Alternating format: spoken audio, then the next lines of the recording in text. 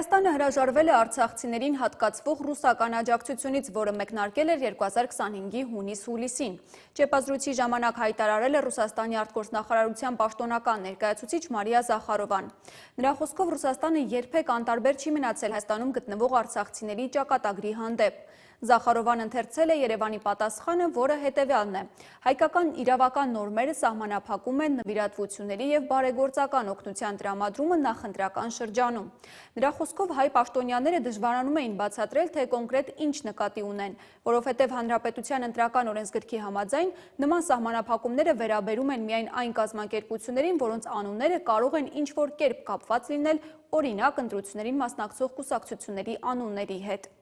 Очевидно, что отказ Երևանը от исключительно Երևանի հրաժարվելը զուտ բարեգործական մարդասիրական օգնություն տրամադրելուց, որը քաղաքական ենթատեքստ չունի, պայմանավորված է իշխանությունների նախընտրական ցանկությամբ բառացիորեն մաքրել Ռուսաստանի մասին ցանկացած հիշատակում։ Իսկ ինչ են նրանք բացատրելու այն մարդկանց, որոնք կուզեին ստանալ այդ օգնությունը, որ Ռուսաստանն է իբր հրաժարվել օգնություն տրամադրելուց։ Այդ դեպքում ասեք այնպես, ինչպես կա, ասեք, որ ինքներդ եք հրաժարվել։